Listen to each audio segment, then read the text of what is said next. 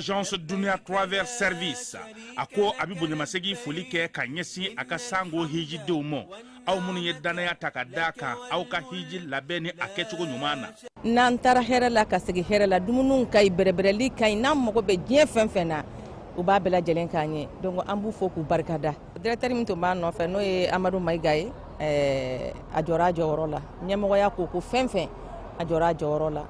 kaniso jamo la ka mago berebere ka koto mɔgɔw tala mɔgɔw tɛ min dɔ ka ɲɛ yira mɔgɔw la an y'o bara de sɔrɔ dunya la kumukele kɔnɔ a ko ka aw bɛɛ lajɛlen la dunya silamɛ minnu bɛ Mali kɔnɔ ani minnu sigiyɔrɔ bɛnnen don diɲɛ jamana wɛrɛw ma k'a fɔ san wɛrɛ o hiji ni o umura o baaraw labɛnw daminɛna ka ban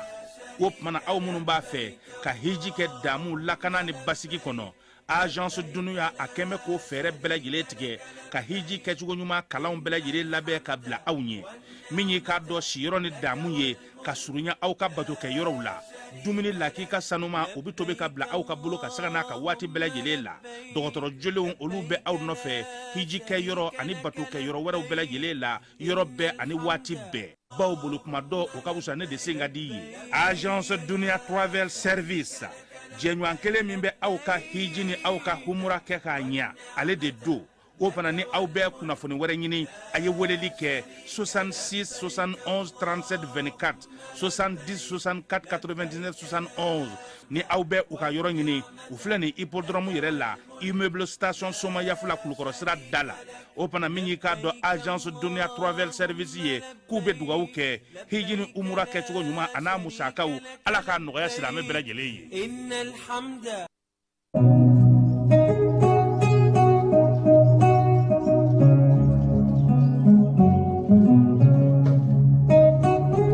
An filɛbaw ani an lamɛnbaw k'aw bɛɛ lajɛlen fo ka aw waleɲuman dɔn bi wulada in na kibaruya an bɛna kelen pe dɔrɔn de ta Mali ale ye premier ministre kura sɔrɔ général de division Ablaye Maïga Asimi ye danaya da ale ka ko k'ale kɛ premier ministre ye o sɛbɛn o bɔra bi tile kɔnɔ bi tile kelen fana kɔnɔna na Mali ale ye gouvernement kura fana sɔrɔ gouvernement kura min maaw olu tɔgɔw olu bɛɛ lajɛlen dɔnnen don yɛlɛmaw olu kɔni yera a ko la wulada in na sa an na tila ka ɲɛfɔli kɛ aw ɲɛna sabula an ye min lakɔlɔsi o ye k'a fɔ gouvernement kura in maa 28 o de bɛ a kɔnɔna na maa 28 na an bɛ se k'a fɔ gouvernement kɔrɔlen na ministre 7 de bɔra muso 4 b'o la kura fana donta o ye maa 7 ye muso 3 bɛ o la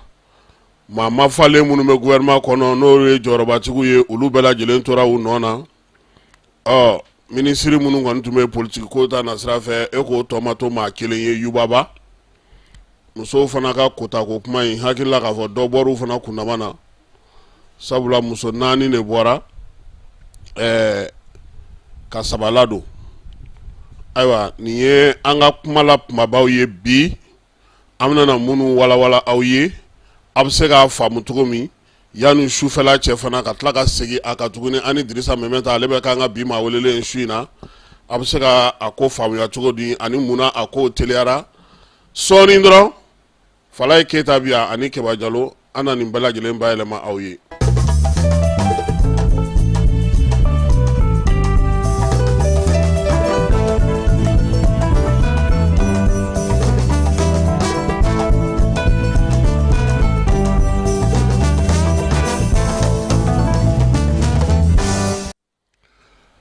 falai ko min ye dugubla ko ga sala da wuli an yan kuma kan di mɔgɔw ma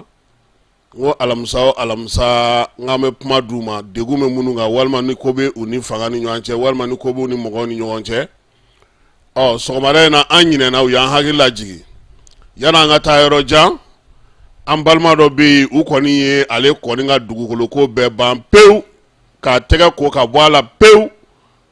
a yɛrɛ a bɛna na ɲɛfɔli kɛ an ye an ka jɛ an ka lamɛn sabula kuma ka ɲi a tigi o da. aw ni wula Kasimu i Tarawele somɔgɔw bɛɛ kɔni baasi t'i la ayiwa Kasimu kamana guanba dɔ de bɛ ne ka yan tubabu jamana in kɔnɔ ya bi ne ye Ala minɛ ka 80,000 € juru ta yan banki la ya Faransi yan k'a lajɛ n ko n bɛ taa Mali la n ko n bɛ taa société dɔ dayɛlɛ ka entreprise dɔ dayɛlɛ jamana yɛrɛ kɔnɔ ye bon n ye a wari ta ka taa fɔlɔ ka taa dugukolo dɔw san k'a bila n ko n bɛna n préparer ka segin ka taa donc sisan n ye dugukolo min san faamakɛ dɔ taara bin kan ka n ka dugukolo encercler k'a tigɛ fila ye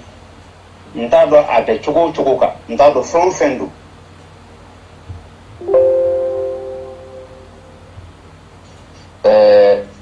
Kasimu n tɔgɔ ye Amadu Nimaka de ye nin ye ne san 30 de ye Faransi yan n ye san 30 ye n y'a juru min ta fana fo n k'a sara Faransi yan de ka juru ta ka taa i faso la k'i bɛ taa dilan a ma se ka dilan dɔ bɛ taa bi i kan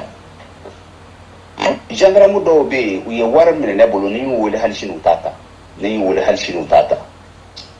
u t'a ta n ye maa fana caman kɛ n ka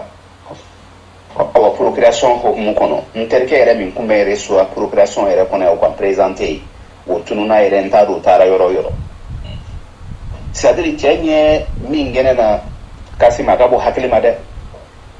a y'a daminɛ n ka dugukolo yɔrɔ fitinin dɔ de bɛ yen a y'a daminɛ o yɔrɔ ye ko ne ye polisiw bila ka taa ale ka gardien faga o polisiw bɛ yen fana c'est à dire nin ko in a ɲɛ bɛ ɲini de o polisiw minnu bilala ka taa ale kan ko ka taa ale violence olu bɛ yen u bɔra polisiso min fana na olu bɛ yen Samɛkaw ka polisiso ni olu bɔra yen n ye polisikɛ yɛrɛ min wele n ko a ka taa n dɛmɛ a ka n dɛmɛ cogoya dɔ la pour que mɔgɔw kana taa n ka mɔgɔw agresser o sen fɛ dɛ min bɛna n ka dugukolo ta a taara nkalon tigɛ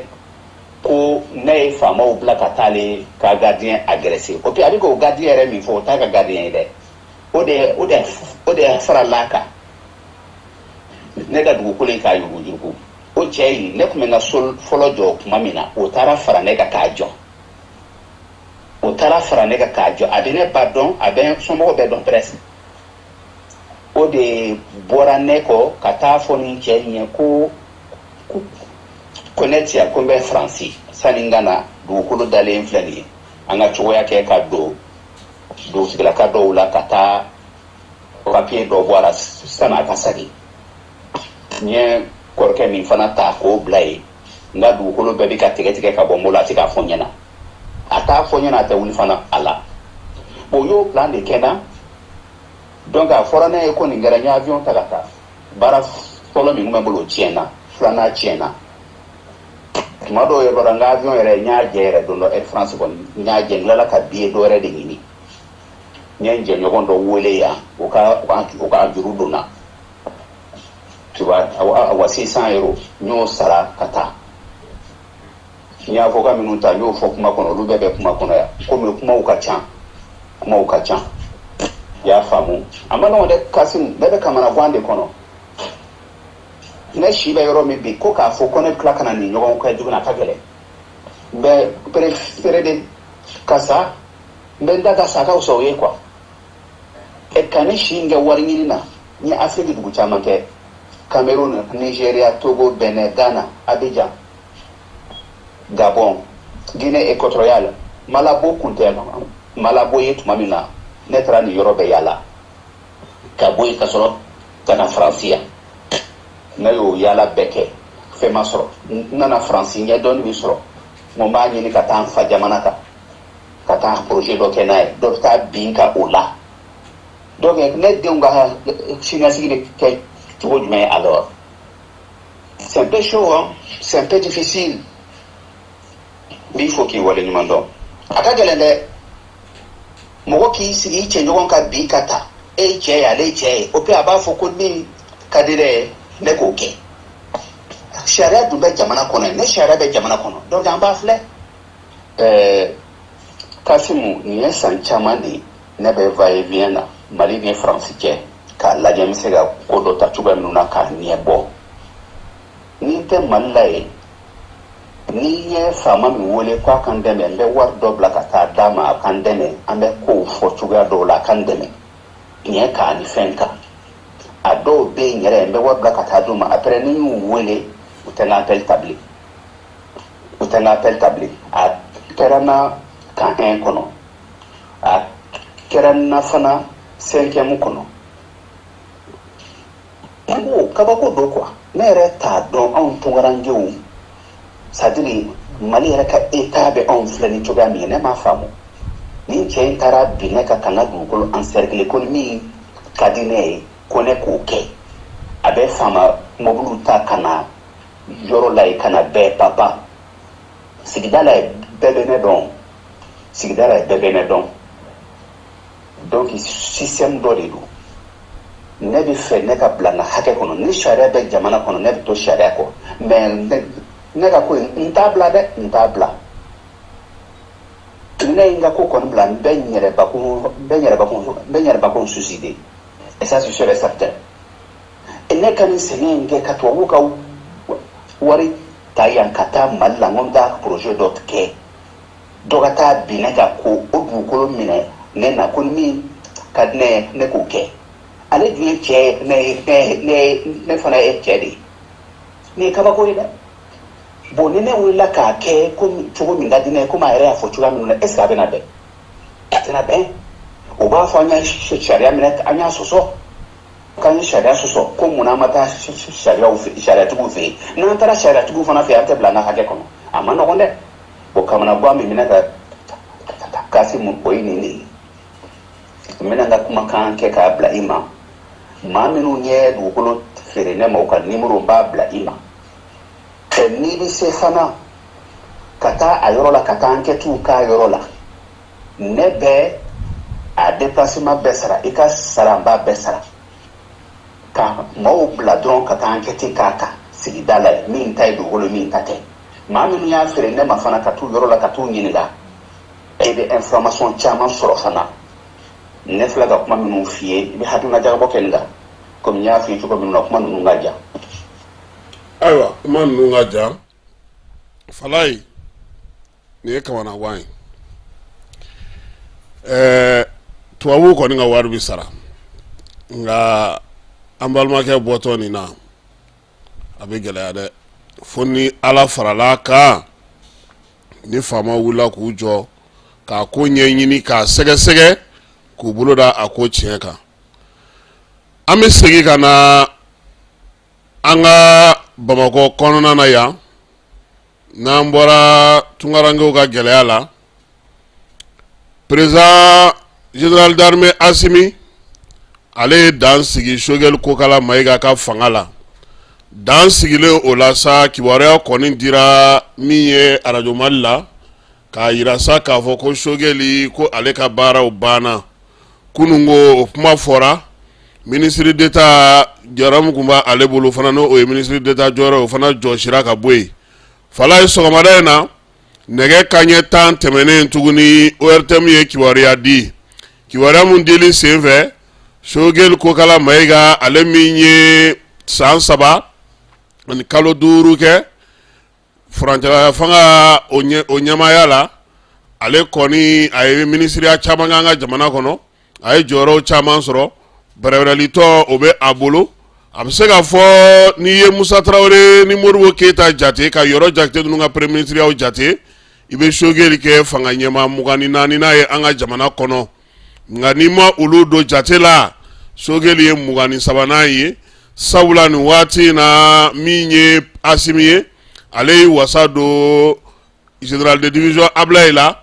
ko o ka kɛ ni waati na premier ministre ye. Ablaye ale ye maa min ye a lakodɔnnen do fanga o baara hukumu kɔnɔna na, maa min do e ko ale yɛrɛ m'a ka ko bɛɛ lajɛlen kɛ fanga in kɔnɔna na wa fala ye. A nana waati min gouvernement daminɛ na a kun ye ministre de l'administration territoriale ye,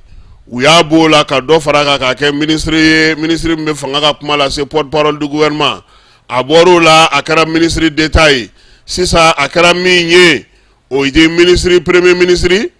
ministre de l'administration territoriale mara kama bɔli, o fila o ministre so fila o dira ale ban. Ablaye Mayiga tun tɛ maa dogolen ye, parti politique ɲɛmaaw b'a dɔn,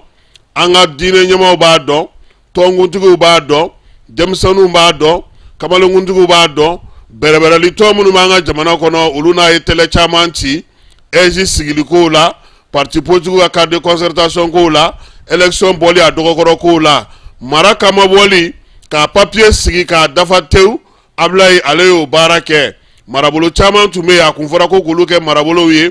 min ye sigiyɔrɔ ka di u ɲɛmaaw ma,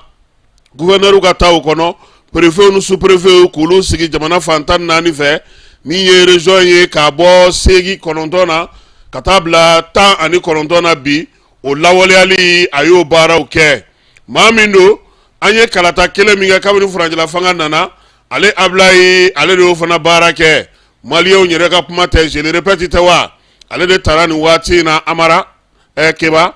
ko yaasa a ka kɛ fanga ɲɛmaa ye. I b'a dɔn ko gouvernement mɔgɔw ka kɛwu dɛ, u y'a dɔn dɔrɔn k'a fɔ ko Ablaye ka premier ministre ya kuma bɛ ka caya dɔrɔn o nana ni gouvernement lisi ye. Fala ye gouvernement lisi la an ye min lakɔlɔsi, Sogɛli Kokala Mayiga ale ka gouvernement u ye maa 7 olu sama ka bɔ baara la Sogɛli ka gouvernement na,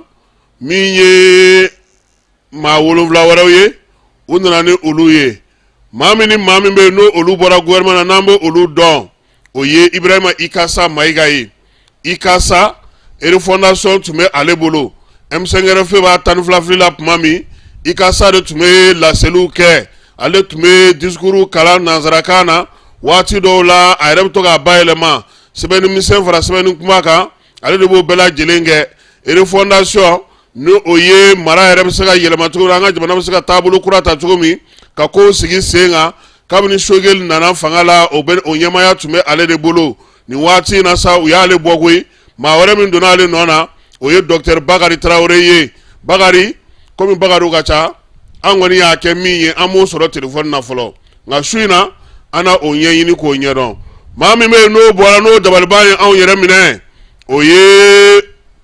Mariam Mayiga n'a bɛ Kulubalilakaw ka sigi la, muso, du ani denmisɛnninw ka ministre o de ye ale ye. Ni waati in na sa a yera k'a fɔ ale kɔni ale kun nana funɛ de nɔ na waati min na min ye kalata n'o o ye révision constitutionnelle kɛlen kɔfɛ ye, min ye Mariam ye, ale welela sa k'ale kana kɛ musow ka ministre ye. Musow ka ministre ya jɔyɔrɔ in o kɔni kun kalifara ale la, nka bi fala ye gouvernement kura min sigira a tɔgɔ ma ye lisi la dɛ.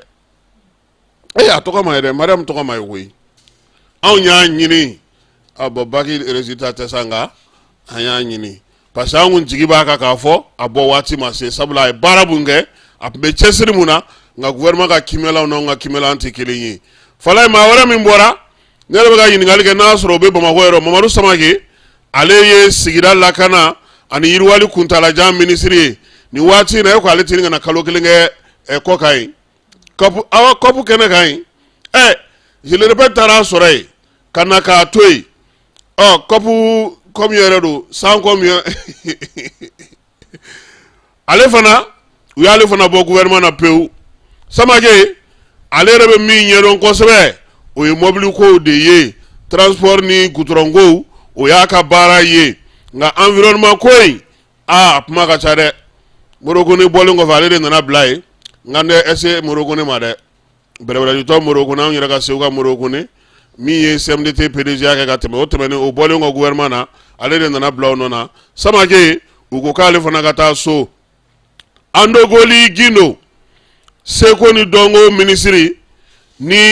ale yɛrɛ mɛnna fanga in na kosɛbɛ sabula kabi furanjala fanga daminɛna min ye Sogɛli nalen ale de nana bila Alpha Umaru Konare denmuso nɔ na minisiriso tun tɛ fila ye sa wa fan fila kun u y'a fila fara ɲɔgɔn kan min ye seko ni dɔnko ni an ka dunanjigiso ale n'an ka yɔrɔ sanumanw lajɛli o minisiriso u y'a fila bɛɛ fara ɲɔgɔn kan k'a di Andogoli kelen ma nin waati in na Andogoli a fana ye baara caman kɛ nka gouvernement mɔgɔw ko a ma ko a fana ka ɲi ten magistrat don nka mankan misɛn kun ka ca a ka yɔrɔ la est-ce que a ka secrétaire général yɛrɛ tun ma gɛn biennale wariko kuma ninnu olu cayara ale ka yɔrɔ la ye nin waati laban ninnu na fana ko caman bɛ yen olu kɔni o na kɛ o taara ni Andogoli ye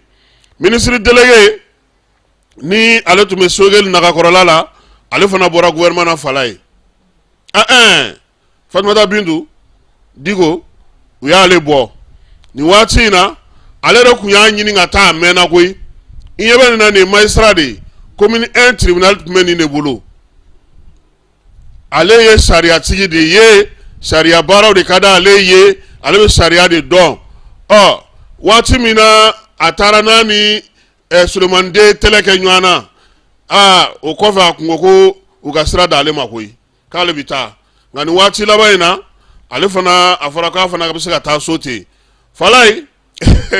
Dankɔrɔba taara Babinu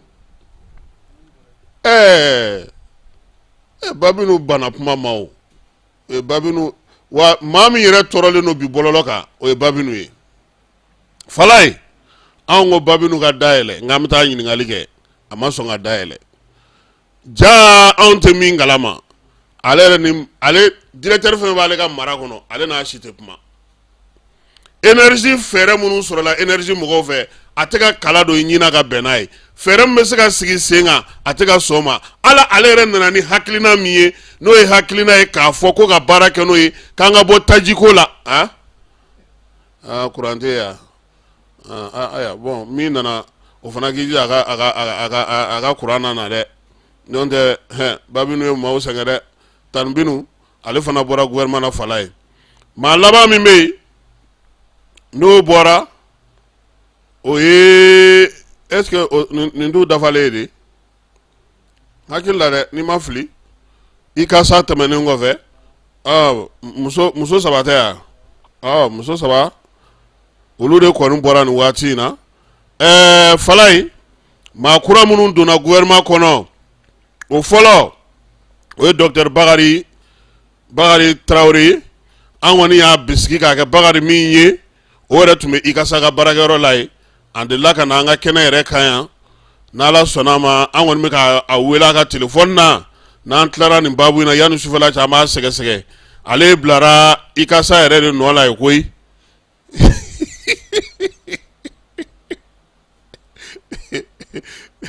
n'ale don dɛ a kɔni bɛ yen a bɛ ICASA ka yɔrɔ la ye Babinu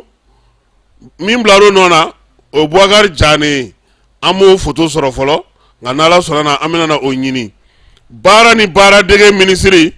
u ye maa min bila o nɔ na o tɛ maa dogolen ye politiki bankun kan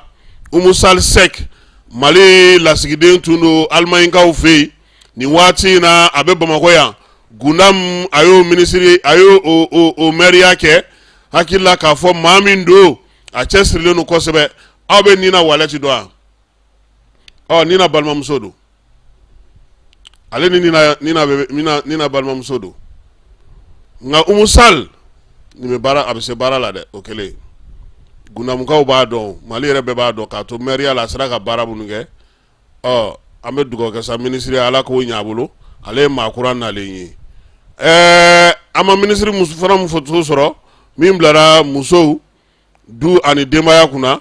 o ye Madame Jara Jɛnɛba Sanogo ye ale fana ye minisiri kura nalen ye minisiri kura nalen wɛrɛ min bɛ yen tuguni o ye Mariam Tangara n'a bɛ Dumuyalakaw ka sigi la ale de bilara Samake nɔ na environnement ni assainissement na Falaye anw yɛrɛ terikɛ an baarakɛ ɲɔgɔn an ni maa min tɛ fara su ni tile Mamu Dafe seko ni dɔnko dunanjigisow ale ni tourisme o taara ka di ale ma nin waati in na a bɛ Johannesburg ani Salif Keita u bɛ ka Mali jɔyɔrɔ fa ye sabula seko ni dɔnko farafinna o bolofara ɲɛmaayaba dɔ b'ale bolo min ye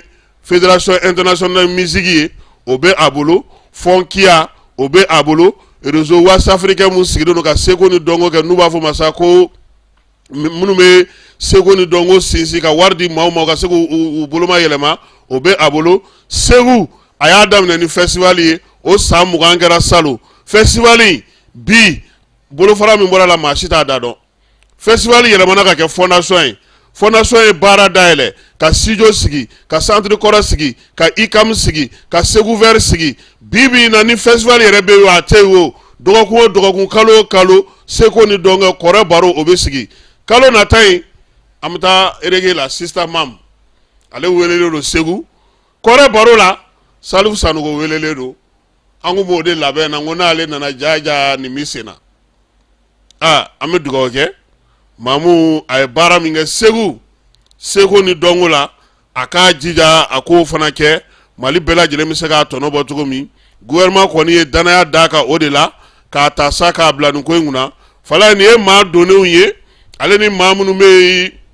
n'olu bɔra nka a ka kan an ka gouvernement liste fana di mɔgɔw ma sabula maa caman fana mago bɛ o la an bɛ min fɔ sa jamanakuntigi ale kɔni wasa don mɔgɔ minnu na k'olu kɛ minisiri ye maa 28 don a fɔlɔ ye maa min ye o ye premier ministre ye ministre de l'administration territoriale ye fala ye porte-parole du gouvernement ya tununa dɛ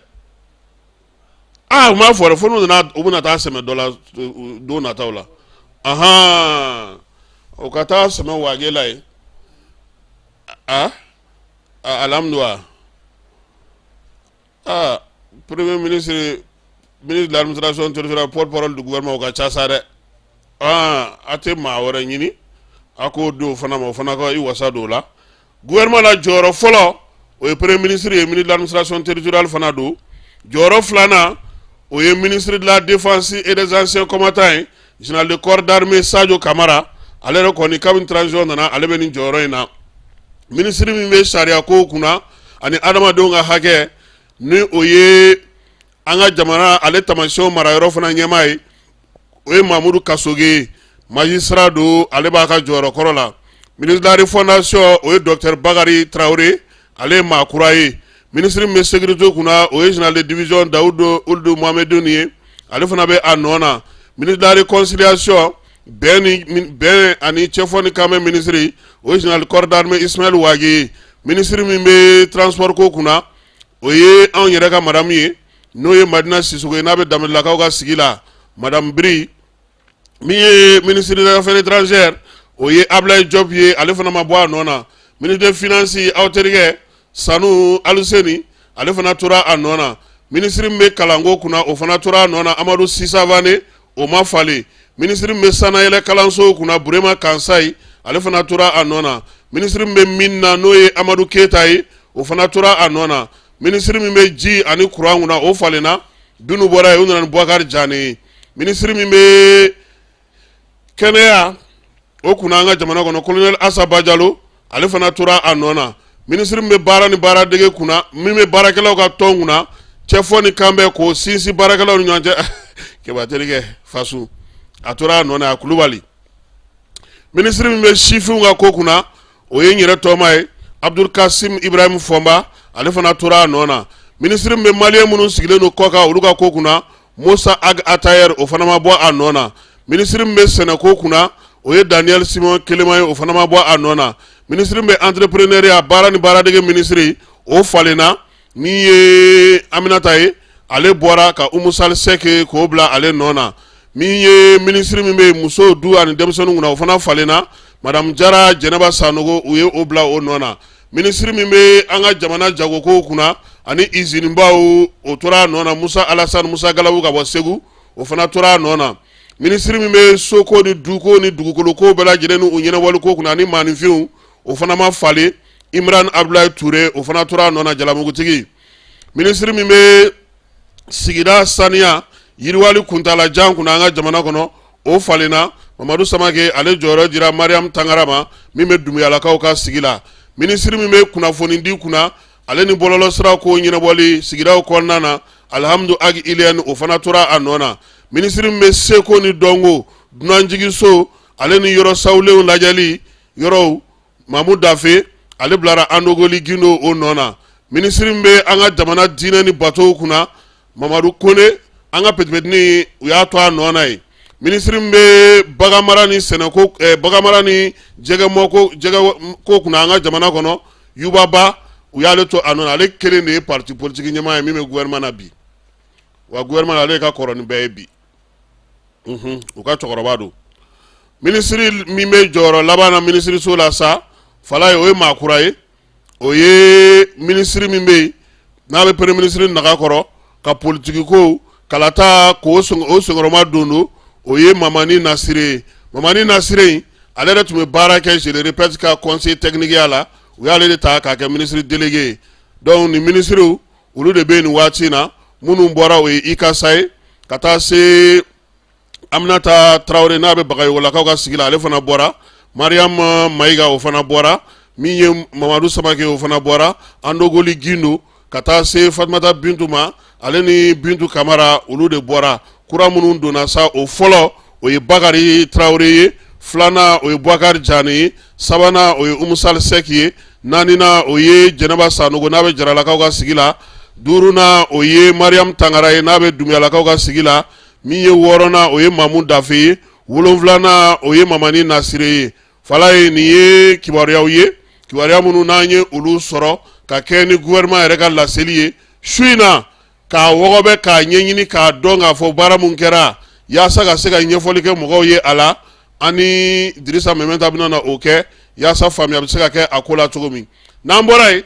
sanubɔla minnu bɛ Keɲeba mara la ko degun b'u kan degun mun b'u kan nin waati in na u ka hakɛw olu ma dafa min ye Sadio Sissoco ye ale ye Segmima o secrétaire général ye ko bɛ cogo min an ka jɛ k'ale fana lamɛn. Salam alaikum, Kourbassi Kassim Traoré. Voilà, Sadio Sissoco le secrétaire général de l'INTM Segmima Tabakoto. Voilà, il y a fait mon tima. Anya damine, gerabu de ma partie, syndicat corolo de Kumbéa. Jama de Oula a révolté comme quoi, en la hacker législation malienne. Le gouvernement est fait un syndicat ou hacker, il y a besoin à Bemina ou Yana ou Makma. Donc, vous voyez 6 ans, Bargala de Oula, donc maintenant, on syndicat bureau, Chihuahua, bureaucratie. Vous venez souvent de Kandla ou Nyama, comme secrétaire général de l'INTM. Donc, quel est un langue d'Agana, c'est une société. Et revendication de mais réclamation de dos. Parce que hacker mon gouvernement, il y a des fleurs mouillées. Non, Barkela, en tant que des pour le jour de bien, non, on a des Barkela Makalo, sauter au Tiga Auna. Ni le bar la entreprise boulot, il va frapper l'entreprise boulot, Bark sauter au Tiga Auna. Ni le bar entreprise boulot, entreprise qui a donné équipement, verre, gants, un sauter de sécurité ou désormais là, au Tiga Auna. Donc maintenant, Amo Betiga Ankou, INPC Betiga Ankou, c'est la gang à reverser Aumade, et non INPC, on a allocation pour que la signature garantie. Allocation INPC Betiga Ankou, n'a pas dit Fena et INPC Moma. Donc allocation familiale au Tarana. Ça veut dire qu'un barrage ce n'est plus garanti. Parce qu'après la retraite, quand il y a une pension de sera en tant qu'allocation Tarana. Allocation de Serra Tosila, ça sera INPC à reverser. Donc, pareil pour Amo, ce n'est assurance maladie obligatoire. Kavitige ko wajibla donc carte de dime beta évidemment frake 30 et 70% gouvernement bota et reversement barake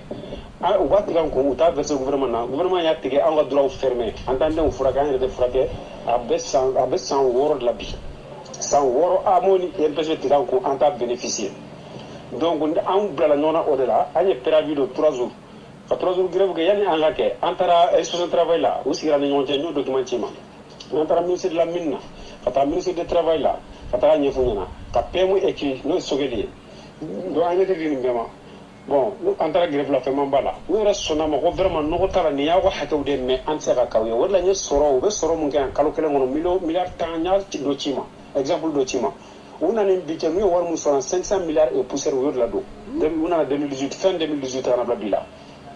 Donc à vos positions là. Donc maintenant, il faut que la mourtira à 3 jours, après 5 jours. Après 5 jours, après on 7 jours de grève là. En 7 jours de grève, vous avez a décidé, comme 600 ans, comme grève, vous avez dit, saralade. Sautez nous dans la banne, la terre fin. Mais il faut que, en a baraque, en a damo de caille, ou bargla ou isidala.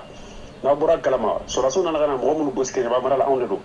On a bargla ou de doya. Syndicat où il s'est mort, donc Bargla est ici dans la remontée d'eau. Vraiment monté pour faire bla ou quoi pendant 19 jours. barlaw ye daminɛ tile 10 ani kɔnɔntɔn gendarme wulila ka na mɔgɔw bugo ka mɔgɔ caman jogi musow an musow bɛɛ b'a la parce que musow de taara da la sa cɛw tɔɔrɔ la quoi u tɛ ka sara tɛ k'a waati hali an ka sara ko k'u ta garanti nin bɛɛ bɛ PV la PV signera inspecteur ɲɛkɔrɔ de donc wari kelen sisan an seginna kɔ barikaw ye violence mun ta k'o to yen an bɛ taa sariya la an y'u déclaration kɛ ka taa di inspecteur ma inspecteur de papier kɛ sisan souhaité wele k'an wele ka na sigi ko yalima nin ko mun bɛ ka kɛ tan barikaw ka droit do bɛ ka droit tɛ o ko ko hakɛ de don bon k'aw b'a kɛ u bɛ a ta kɛ vraiment k'a se t'u ye ka kɛ bon inspecteur se ka mɔgɔ gosi a tɛ mɔgɔ nɛni donc ale de papier bila ka taa kita tribunal la sisan kita tribunal de travail la an taara ka jugement kɛ an ye jugement gagné jugement gagné sisan ka gorosi fɔlɔ bɔ u y'an ka saraw tigɛ nin y'an kalo 8 de an bɛ baara kɔnɔ mais an tɛ sara an tɛ yɛlɛn ka taa baarakɛyɔrɔ an ka furakɛli yɔrɔ ye baarakɛyɔrɔ kɔnɔna de donc maintenant an tɛ ka taga contrat b'an ni ɲɔgɔn cɛ mais sara kelen tɛ d'an ma nin y'an kalo 8 de an sigilen don an y'o plainte kɛ an taara justice kɔ k'an bɛ tile o tile sigi jɔn b'an bolo de an kan ka don ka baara kɛ an ka furakɛ o ye kelen filanan an ka saraw man ka jɔ donc ko ni tile o tile bɛ tɛmɛ anw ma ko 100 millions sote b'o de sara anw ye donc an y'o jugement de kɛ ko jugement gagné jusqu'à ce que an nana ka na minɛnw minɛ ko fɔlɔ kɛ k'u labɔ parce que sirantigi an ka fɛn compter ka taa bɛn miliyari 2 ani miliyɔn 800 de ma an nana minɛnw minɛ minɛn fɔlɔ bɔra o fɛɛrɛ la o bɛnna miliyɔn 400 ani miliyɔn 80 ma donc buwari tɔ ye miliyari 2 ani miliyɔn 320 o de kan ka di anw ma sisan o ye phase fɔlɔ ye hakɛ mun n'a tigɛra o jugement o bɛ yen les 4 procès donc a b'o lahala de la donc vraiment kuma in ka se gouvernement ma sote tabakoto a bɛ baara mun na ne b'a kuma i fɛ bi hali sisan IC wɛrɛw bɛ yan u bɛ ka minɛnw labɔ olu bɛ sonyali dɔrɔn de la yan u bɛ kalabu dɔrɔn de la u tɛ baara ɲuman na gouvernement yɛrɛ b'a kalama parce que SE mɔgɔw y'an wele ka taga an sigi ka sote wele k'u la sigi ka fɛn bɛɛ lajɔ u la an taara fɛn na cɛ ka yɔrɔ Maliki Jawo ka yɔrɔ an n'olu ka sigi sente la sente mɔgɔw ye fɛn bɛɛ fɛsɛfɛsɛ k'a yira comme quoi an jo de y'an ta n'i bɔra kalama o y'a video dɔ kɛ mais jeunesse bɛ sara musokuntigi bɛ sara préfet bɛ sara donc maintenant n'an kumana o y'an ka mɔgɔw minɛ k'u datugu yan pendant 1 mois fɛn man b'a la u ma fɛn kɛ n'an kumana an bɛ datugu an ka hakɛw bɛ yen a tɛ sɔrɔ bon maintenant an bɛ justice mun na an bɛ justice de fo ka waleɲuman dɔn Mali justice kita kɔni kita ye mun k'anw ye Ala b'a dɔn parce que a y'a tigɛ dɔrɔmɛ 10 kun ka sariya tigɛ a ɲɛ ma ka gorosi bɔ a ɲɛ ma corruption ye fɛn bɛɛ kɛ kita tribunal kɔnɔ baara ye tiɲɛ ye mun ye ne b'o de baara inspection travail an b'a fɔ an ka dɔrɔmɛ t'u bolo mais sariya ko fɛn fɛn ka kɛ olu y'o kɛ le gouvernement fan t'o vraiment degun b'an kan o yɔrɔ la dɛ degun b'an kan parce que hali justice la ni kita tɛ k'a ye u ye appel ta an ka dɔ kan Kayi k'a y'a yira ko non k'an ka sara ko tɛ urgence ye ko kita y'a jugé urgence min na ko urgence tɛ Kayi bɛ k'an lagosi ani commune 6 alors que tribunal tɔw jɔlen don a ɲɛ an kun bɛ cour suprême de la pour que ka taa ko clôturer vraiment a ka da gouvernement k'a lajɛ u ka justice vraiment mun fantan ni faama bɛɛ dama ka kɛɲɛ la quoi parce que ni fantan dɛsɛra se dama ka se yɔrɔ kelen min la o ye justice de ye voilà donc ni taara sariya la ni sariya fana nana k'a fɔ k'a b'a ta fantan ni faama to la ɲɔgɔn wala bɛ na ni vraiment rébellion de ye jamana kɔnɔ quoi parce que n'anw dɛsɛra ta anw mɔgɔ 300 ani mɔgɔ 80 ko de bɛ kɛnɛ ma société bolo malien a bɛɛ nationalité malien k'a bɛɛ ko u ka hakɛla denbatigiw an kelen mɔgɔ min bolo ne y'a jateminɛ a ka ca kanu bɛɛ bali u ka hakɛw la u jo kan pendant des mois 8 mois maintenant on est là an bɛ baara kɔnɔ mais sans salaire parce que nin yɔrɔ de degun b'an kan kojugu quoi o tribunal ko ye mun ye a ka suma an ma kɔn a ma an ma pressé a ma dɛ mais tribunal dɔw bɛ yen sote bɛ ka don a kan ka taga k'an sɛnɛ suma n'o ye Kayi tribunal ye commune 6 n'a ɲɔgɔnnaw vraiment ninnu bɛ k'an sɛgɛn kojugu donc tɔɔrɔ min b'an kan gouvernement yɛrɛ ka wuli a k'a ka charge ta Tabakoto ko kan u ye mun fɔ k'a fɔ ko hakɛ min bɛ minnu na fɛn min bɛ Tabakoto min na ka jugu n'a bɛɛ ye fɛn min bɛ a ka jugu n'a bɛɛ ye yan fɛn bɛ traité yɛrɛ ka bɔ clandestinement ka taga duguma sira fɛ Sénégal fanfɛla la ko bɛ ka kɛ an b'a bɛɛ kalama donc u ka wuli u k'u desɛn ta mais parce que a fɔra ko cɛ dɔ kumana kan CNT cɛ dɔ kumana kan ko sanu bɛ mini mun na ka tɛmɛ mini bɛɛ kan k'a bɛ yan de Kɛɲɛba mara la yan yɔrɔ wɛrɛ tɛ Tabakoto de don mais maaw kɛlen don k'i biri an da la yan préfet n'a ɲɔgɔnnaw ni fɛn caman politiciens jeunesse corrompus donc vraiment u k'a lajɛ u b'an dɛmɛ cogo min u ka se k'anw dɛmɛ tan donc maintenant ko in ka se ka lahala ɲuman sɔrɔ ni Ala sɔnna ma voilà o de tun ye merci beaucoup. Ayiwa nin ye Sadio Sissoco ye secrétaire général de SECMIMA ka bɔ Tabakoto k'u bɛ u ka hakɛw nɔfɛ an b'a fɔ sa n ko nin bɛ dan sigi an ka wulada in na kibaruya la su in na nɛgɛ kaɲɛ 21 an na ɲɔgɔn sɔrɔ ani Dirisa Mɛmɛnta gouvernement kura a nana cogo di mun ni mun bɛ sen na mun bɛ se ka kɛ laɲiniw ye jumɛnw ye an bɛna na ka se ka na an da don la k'aw bɛɛ lajɛlen fɔ k'aw waleɲuman dɔn Falaye Keyita tun bɛ ale ni Keba Jalo a k'an bɛn nɛgɛ kaɲɛ 21. Pour identifier son numéro Move Africa Malitel, c'est très simple. Entrez le lien de la plateforme d'identification dans votre navigateur. Ensuite, entrez votre numéro de téléphone sans espace. Ensuite, entrez votre code de vérification reçu par SMS.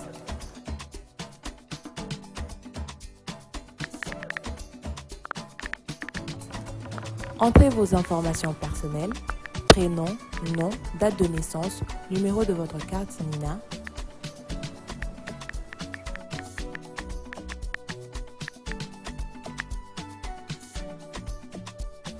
Chargez votre carte Nina et enregistrez-vous.